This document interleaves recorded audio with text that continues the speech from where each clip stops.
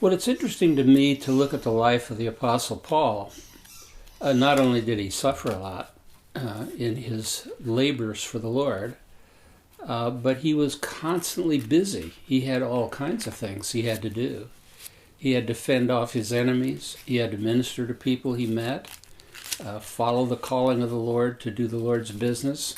But one of the things he said, and not only do I suffer interminably, but I also have the care of the churches upon me daily.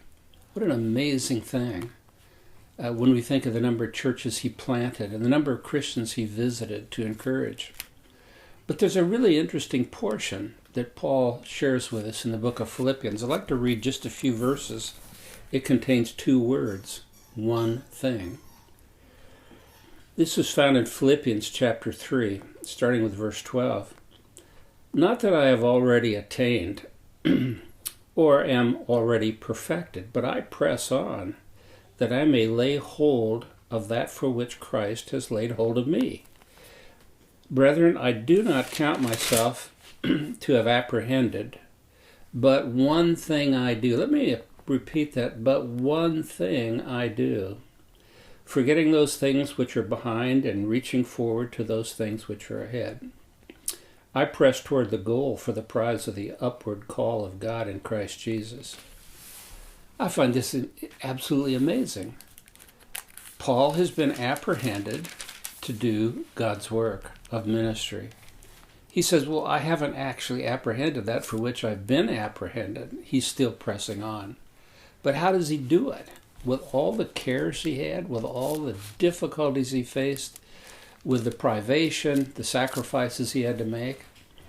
Well, he says he's still pressing on. But what is he pressing on for? The high calling of God in Christ Jesus. Paul has his eye on Christ, the only thing that will sustain him, the only one who gives purpose and direction to his life. Just like David. David isn't going to battle until he's gazed upon the beauty of the Lord in his temple.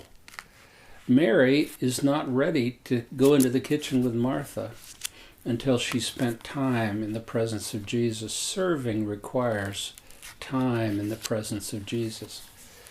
And Paul said, hey, look, ministry, this for which I've been apprehended, has not been done perfectly by me at this point, but I'm pressing on.